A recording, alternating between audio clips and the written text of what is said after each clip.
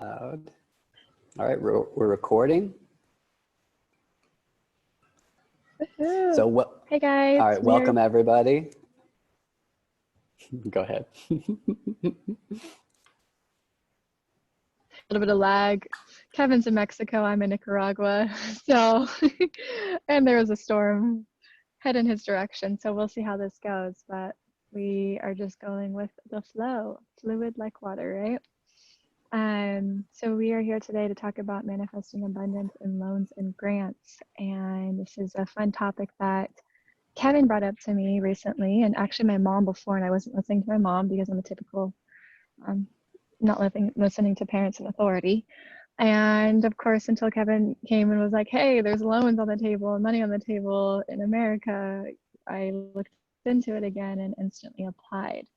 And so yeah, we wanted to share how to bring abundance into your business in different forms and really able to invest in yourself and your business to then create an ROI for yourself, especially if it is a loan and not a grant, and how to apply for this money while it's still available, because this is time sensitive. So with that, I would like to introduce you, Kevin, and share a little bit about what you do, and then we can get into this loan situation. Absolutely. Yeah. Thank you. So thank you so much for having me. I'm super excited to be here. Your group is amazing, and I appreciate all these beautiful heart-centered beings that are connecting with each other in the group. So hi guys, my name is Kevin, and I help heart-centered leaders cultivate new streams of abundance without stepping out of spiritual alignment by expanding their water and wealth consciousness. So I love and I embrace the divine feminine of water, and I really integrate that into my business and how I serve others. That being said, my former life was in real estate, and I would, have a background in building businesses and how to use more 3D tools, money, assets, and how to use debt in a good way. So, and what I've learned so far, being 3 years removed from that and more into the spiritual realm, is that a lot of words like money, loans, debt scares a lot of us spiritual, heart-centered beings. And I'm really here to be a guide and to be a bridge to share with you guys on why it's abundance and money is energy, and it's only the value that we put on it that it actually has value. So I'm really here to kind of transmute the old beings of money and how it's the negative and into this more positive light, and how we as heart-centered beings and these light workers, it's abundance for us to invest into our businesses that we can send back out into our communities and our own grids, circulating that currency, because money is energy, and that's why they call it currency. So there's my introduction. That was awesome. I didn't even connect that last part. The currency, money is energy. That's why they call it currency. Duh. It's those little, connections that really help us shift our mindset, right? And create new beliefs and patterns. Beautiful. So I feel like before we do talk about the loan, there's a little bit more I feel like I'd like to get out of you on the topic, because you're a leaders, and money mindset is a big block for a lot of them, right? Especially the heart-centered ones you're talking about. So what are some old beliefs and new beliefs that have helped people expand into their highest selves in terms of money? Absolutely. So first and foremost, it's seeing money as money. So guys, since 1971, money has no longer been money. It has become an illusion. What I mean by that is in 71, President Nixon took the dollar off of the gold standard. What that means is before 1971, all our money was tied to the value of gold. So if the value of gold went up, our dollar went up. If the value of gold went down, our dollar went down. See the correlation, it was tied to something. So after 1971, he removed the gold standard, and that money became tied to our thoughts. That's it. Money became currency. It is no longer tied to anything. It is all on our collective beliefs. And I know that may be a little heavy and like kind of like, what do you mean by that? It's really, guys, the value of the dollar is only on the value that we place upon it. So the piece of paper that you have, it's $1 or 100. There's no difference outside of the value that we put onto it. So there's no, it's not backed by anything. If anything, it's imaginary. It's physical in the realm, but in its actual value, it's imaginary. So that's first and foremost that we need to start educating ourselves on, is what is money, what was it, and what has it become? And a great resource for that is Rich Dad, Poor Dad, or Increase Your Financial IQ by Robert Kiyosaki. Both books are definitely a little bit more of the financial side of things. But what I really want you spiritual leaders to understand is the original thing with Get Rich or Rich Dad, Poor Dad. It wasn't talking about wealth on the context of money. It was talking about spiritual wealth. So he talks about his rich father and poor father. One was a spiritually poor and one was a spiritually wealthy. So I think we're still rolling here. Okay. So that is core number one, is educating yourself on money. Guys, always ask questions and always do your own research. Always. Whatever I say to you, please do not take it and run with it. Research yourself. That way you're going to ingrain the belief through your own knowledge. And that's so needed in this time of day. So that's your first step as a spiritual person, is to have that education, that heart-centered being. And guys, if you're a coach, if you're a meditation, if you're whatever you're working with, whatever modality, if you're outside of the conventional job, the just over broke, you have to start understanding business and start understanding the balance of the masculine of money with the feminine of the spirituality, because they're two different consciousnesses. One is that spiritual conscious where we can grow and expand together and be flowy and be free and create new earth. But guys, you have to be grounded within the principles of wealth consciousness to get there. Those who are spiritually wealthy are also wealth conscious. Those who are wealth conscious are also spiritually wealthy. They go hand in hand. It's a balance. So if anybody is feeling a little scarce in their money, if they're feeling a little scarce in their wealth, in the monetary and the physical realm of what you have, it's because your wealth consciousness is very low.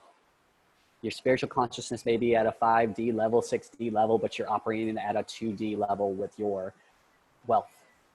And they're not mutually exclusive. So first and foremost, guys, remove the concept that money is the root of all evil. Poverty. That scream was so perfectly timed. Oh yeah. So poverty, yeah. Guys, poverty is the root of all evil. Poverty, being unable to pay for your family, your friends, being able to be charitable, being able to live the life that you want, is depriving your own divinity. When we are able to accept that and ingrain that and embody that, that's when you'll start changing your life, changing your view on money, and you'll actually be attracting it. Because the words we use with money, I'm broke, I don't have money. These are the things that are signaling the money, which again is energy. Law of attraction, what we speak out is what we attract. So when we start speaking these negative terms, feeling like we are in lack, the universe is going to give us exactly what we speak and what we feel. And so more lack will continue. So yeah, thank you for that question. That's so well said. Thank you. That just encapsulated like everything that I've been feeling. And you said that so beautifully. It's all the little things coming back to me. It's like, and I'm sure many of you guys have heard these things before, but it's a matter of having it resonate with you. Like, do you feel the resonance of this being your new belief system, your new truth?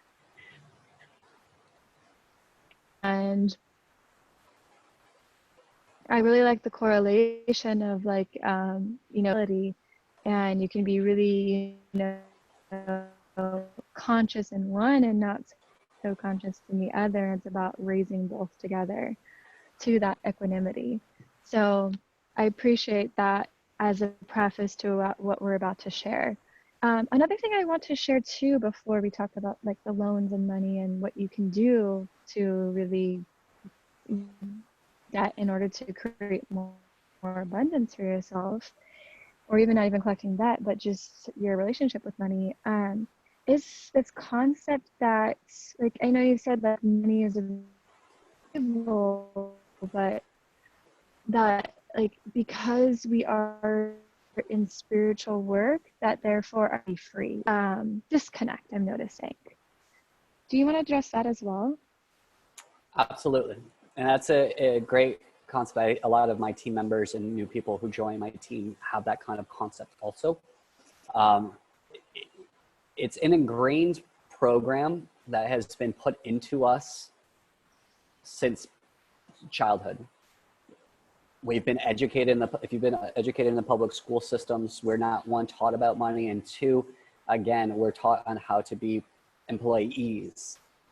So we're only taught how to receive a certain amount of abundance.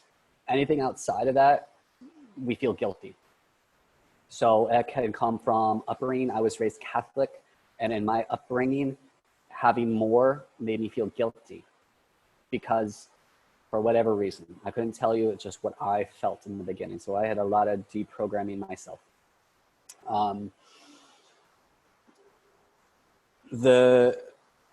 It's the association that we also have with wealth. We assume that wealth is external.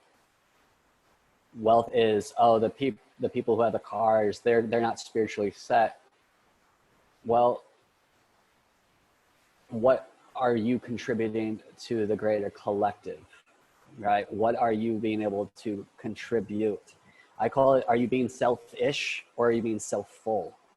A lot of people in the spiritual community that I found, even myself, is, it's all experience that I'm sharing from. I was being selfish with my money. Selfish. I was hoarding it. I was keeping it. I was trying to slowly grow it. I was trying to accumulate it. I was using an ish. When I became self-full, when I started feeling abundant, when I started helping others accumulate wealth, that's when things switched for me. So when usually people are feeling like they're in lack, it's because they're not contributing to others' success. They're worried about them. They're being selfish about themselves, because when we're in our higher self, we're being full. And when you're full, your cup's full. You have a lot more abundance to share with others.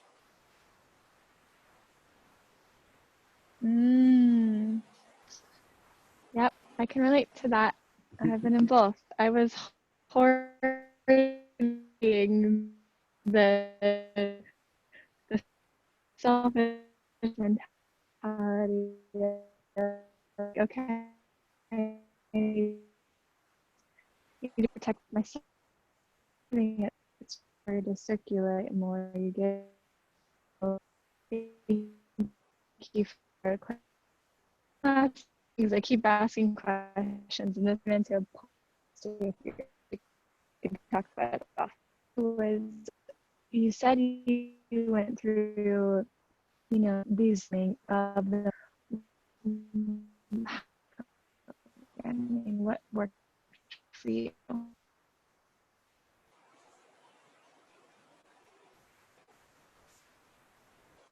So if you could repeat that last question, I just had a little fuzzy halfway through it. Okay, we're back. We are back. So the question was, you said you went through some deprogramming you had to do around money. What are some things you did in that process that other people can use as tools? Know you're worthy. You are worthy of abundance. Know you are a divine being, a multidimensional being having a human experience. You are not a human being. You are a spirit. You are infinite. You are worthy of this abundance. When you start speaking and start feeling that way, you start attracting. Until you can start speaking that way, feeling that way, you won't attract what you desire. You attract what you are. So for me, the big step was I came out of a really deep depression which call it spiritual awakening, call it depression, anything you want to call it. And I crawled my way out of bed. Literally had to crawl my way out of bed one day. And I started listening to motivational things. Les Brown was a big one for me. Tom Bilyeu, Tony Robbins, things that motivated me, Jim Rohn, people motivated me in the morning to say that there is another way. And then when I started seeing spiritual beings being expansive and how they do it and how they leverage and how they duplicate and how they use systems instead of doing the same thing that everybody thinks that you have to do is work for your money. When I started seeing these things and learning, it started shifting. So there wasn't one big, huge catalyst moment. It was a series of continuation of continuously saying I'm worthy, writing it down, and continuously moving. So wherever you are, whatever you're starting with, wherever you are in your spiritual path, if you want to start learning about money and you are worthy, affirmations, great start. And then start listening to people who inspire you,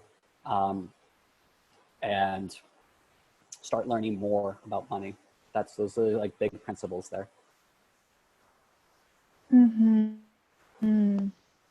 Yes, and it's always helpful to understand everyone's journey, because I don't think there's like a one way of deprogramming. I think it's in a journey, and I always feel with everything and within this experience as a human, there's levels to it. Absolutely. And so I got through one level, and then I went to another, and this way and that way. It's not even like it's linear.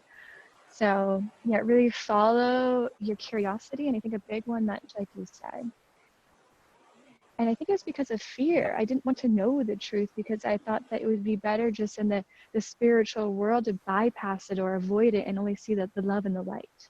And I think it's really been exposed to me that it's really important for me to understand what's happening in the system, in the world, so that way I can have a better understanding and recreate my beliefs. That way I can be the highest version of myself and to not fall victim.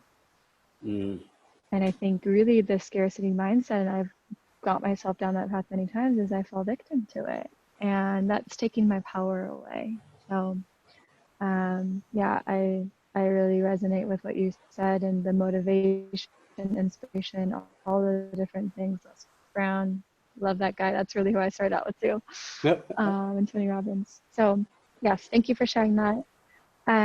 So let's talk a little bit about, I think I want to talk about this as being more like urgent is the loan on the table now of SBA, but also let's talk about just like investing in general.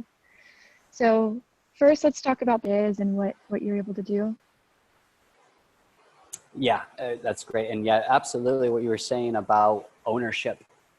That's your step number one in your spiritual guide, in your journey towards money, is taking ownership of saying, you know what you know, and it's not a lot right now. And taking those steps into it and being okay to look like a fool with money and ask questions. So yeah, I deeply resonate with that, Becca. So SBA, it's called the Small Business Administration, right? And they're a federal agency, and they've received $300-something billion in this last stimulus package to help small businesses during this time of COVID. So not only small businesses, but also sole proprietors and entrepreneurs. So if you have a business of 500 people or less, or a sole proprietor, an Uber driver, if whatever that is, if you have some sort of side hustle, you have an opportunity to apply for this loan. Right now, as of now, the grant money, which grants are money you don't have to pay back. It's a wish granted. So always think of it that way. If it's a grant, you don't have to pay it back. It's a wish. So you get free money. That is actually dried up. And right now there's still loans available. The loan process to it is very similar like you do a credit card. You put your information in and they check make sure that you have all the info. And then they will send you a qualifying offer with the terms, and you can choose if you want to receive the abundance or not. So about loans. Let's talk about loans, good debt, and bad debt. I think that's the first and foremost thing when you talk about good debt and bad debt. Examples of bad debt is credit cards with 20% interest. It's using things for liabilities. So let's talk about what liabilities and assets are. Liabilities are things that cost you money. Assets, they cost you money, but they bring you back money. So think of it this way. If you're putting money into a new business and it keeps causing you to spend money, it's not a business, it's a liability. So we need to switch our mindsets of, you know, oh, I'm putting money into I'm buying this house, so it's a great investment. Actually, it's a liability unless you're renting it out and it's giving you money back. So big mindset shift with that. Good debt, bad debt. Bad debt is debt that's high interest and that you spend on frivolous things. It's lifestyle debt. Never use a credit card for personal purchases. I learned that the hard way. That's step number one though. Live within your means. So this loan is good debt. This loan you can only use for business expenses. So you could technically take it and go buy whatever you want, however Rolexes you want, but that's called fraud. So you have to remember, if you want to go into the system and play in the system, there are rules, but that's nice to know. Rules are not there to discourage you. They're just to give you guidelines, guys. And again, if this makes you feel icky, if this doesn't resonate with you, your wealth consciousness is low. That's the core of it. And you can say, I'll manifest it by praying. I'll manifest it by doing my owns. Yes. How far has that gotten you so far? It's time to like really wake up and say, we're here to do work. We're here to be light workers, and we're going to take our abundance, receive it gratefully. That's the big thing. Are you grateful? Are you willing to ask for abundance? Are you willing to receive abundance? This is abundance just waiting for people. It can be range from 1,000 to 15,000. I've helped teammates get certain amounts. It just depends. So let's talk about, that's good debt. Why? Because you're taking that debt and you're putting it into your business to create assets, right? So the loan, on essence, is a 30-year loan. So 30-year loan, let's say you get a $5,000 loan, and the interest is about 3.5%. Credit cards on average are about 20% right now. So see that big difference, one. And the other thing is you don't have to make any payments for a whole year. So in 1 year, a $5,000 loan at 3.5%, you're going to be making payments a month around $20. So let me ask you, if you were able to have $5,000 in your business right now, do you believe you could create $20 a month to pay for those payments with $5,000? And you have a whole year before you have to make one payment. Guys, if you are somewhat savvy, if you know how to do anything in business, you could create that money and back tenfold. It's all about knowing how to invest. And that's back to your question, Becca. It's like, how do you invest? There's two investment types. There's short-term and long-term. Short-term is going to be in your business directly. Facebook ads, anything like that, opening up a new business, getting into direct sales, anything in that capacity that brings you in income. Make sure it's going to bring you in income though. Don't spend it on a new laptop. You can, it's a liability. You can say, oh, it's going to bring me in money, but is it actually going to bring you consistent money every day? Probably not. It's a liability. So focus on asset making purchases, short term. Long term is going to be investing into things that, again, will bring you in that residual income, such as precious metals, real estate, again, building a long-term business, index funds, things of these natures that do bring in interest back to you. So for example, if you put that $5,000 into an investment for your business, that's a long-term investment at 7% interest, that means it takes 7% in a year. After that whole year, you can pay back your loan right there, and it's to have, $50, $60. I know that's a small little idea, But guys, it's not about how to make a lot of money. It's learn how to managing a small amount of money. The universe is really testing you with $1 and $5. If you can manage that, it's going to give you 50 and 100. If you can manage that, it's going to give you 1,000, 5,000. The thing with our generation, guys, is we expect a lot and to give very little. Not how the universe works. You have to give a lot and you slowly get stuff back because it's all the value you give. So again, this is just an adult conversation, guys. You know, if you want to really step up in your business, if you really want to take that step and start healing others and building your healing centers and moving to a foreign country to live an expansive lifestyle, you have to do these things. Get out of your parents' basement, wherever you're living. You have to learn these things. It's just essential. So, is that good on the investments? Yeah. I guess one question, and did you give an example of a good asset? Because you said like, okay, buying a brand new laptop is a liability. What would be an example of like in starting your business, a good asset to invest in? Absolutely. So again, it's something that's going to be able to bring you in income. So at a few $1,000s or $5,000, you have to ask yourself, what's something that could bring me in income, right? So a sales funnel possibly could be one.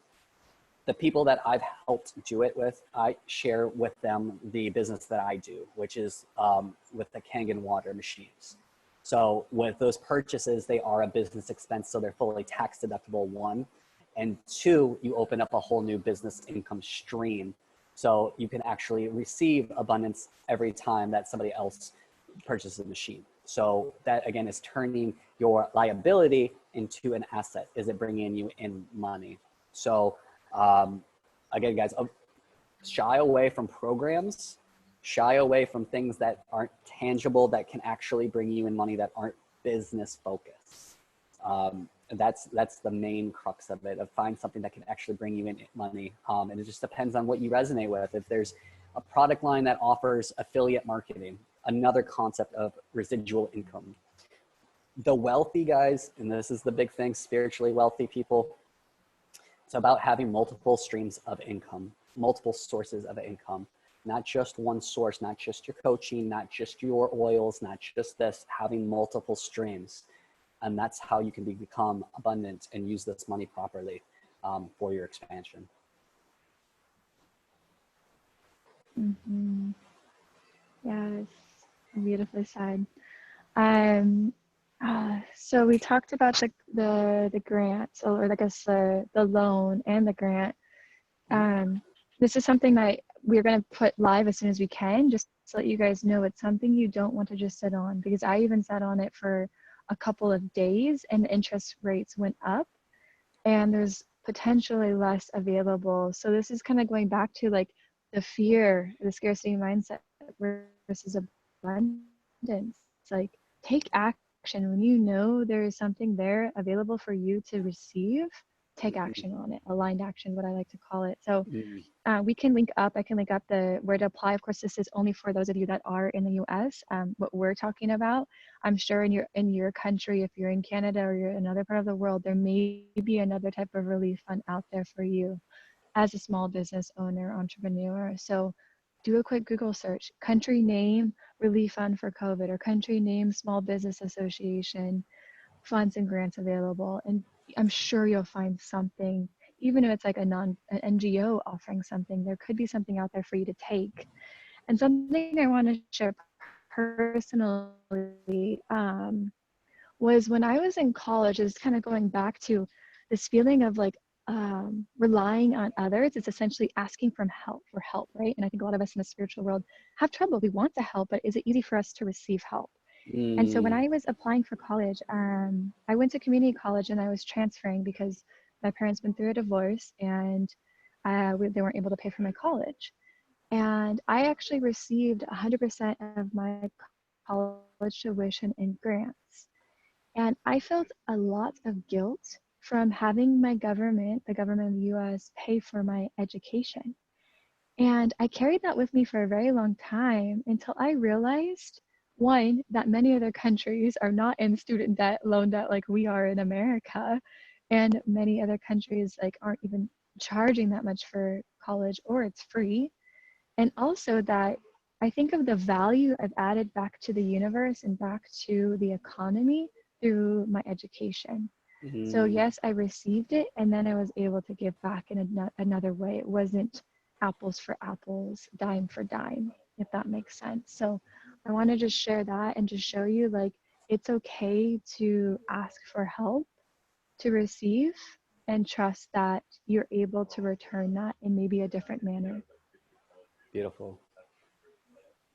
Yeah, that just resonates so deeply with a lot of people I work with too. Is most of the world is operated in the wounded masculine position of transactions, of give and take reciprocity, of like the tit for tat game.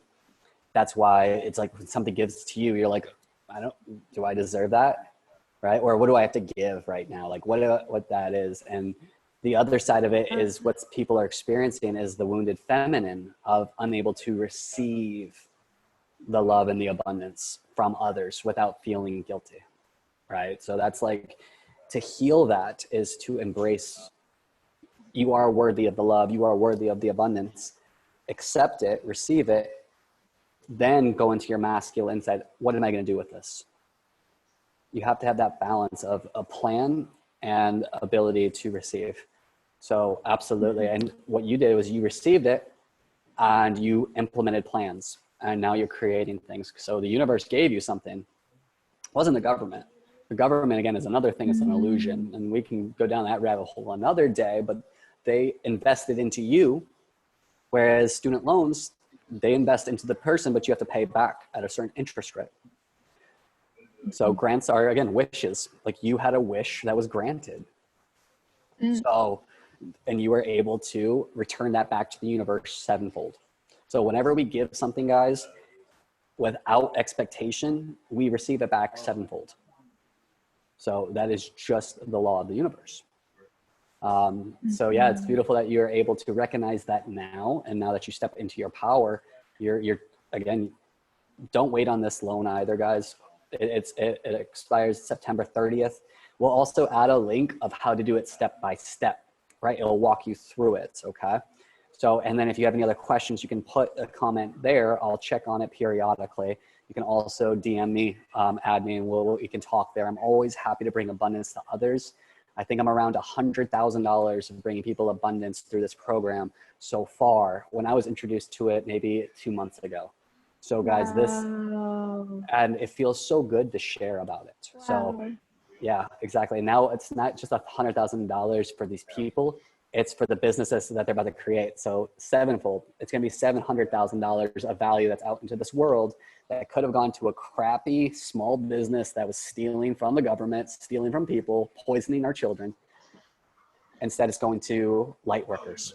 So again, guys, it's how you view things. Are you going to take this power? Are you going to step up? Or are you going to step back and not receive? So that's just your choice.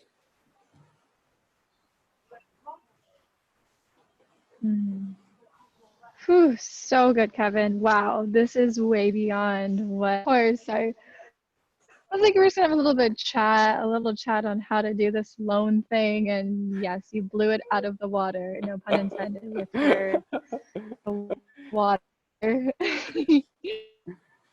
Thank you. Fully embrace. So thank you so much for you to share where people can connect with you, um, what you're offering. You have a book. I'd love for you to talk about that and other things you'd like to share. Oh, thank you. Yeah, I appreciate that. And yeah, I appreciate you holding the space. So thank you for providing the space for me to flow. And that's really, guys, what it's about. Somebody holds space and the other person's allowed to feel free. So thank you, Becca, for allowing me the space to share my message. And guys, this is just a channel. Like, I'm just channeling wisdom from the universe for you guys. Somebody out there is manifesting this call to have that spark, and this is for you. So I'm just grateful to be able to be that channel. And yeah, so you can connect with me on Facebook. I'm on Instagram at Expansion Codes. I have released my first book out last month. It's called Unfolding the BS.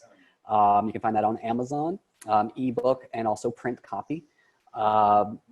And if you're interested and it resonates my message and you want to hear more, I will be hosting a spiritual business expansion call tomorrow, which is Friday, at 7:44 p.m. Eastern Standard Time.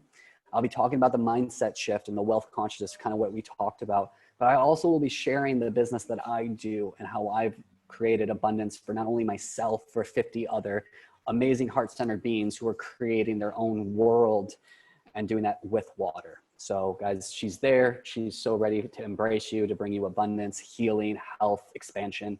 And again, I'm a channel, a conduit for her. And I'm so grateful to be here, to channel and to flow.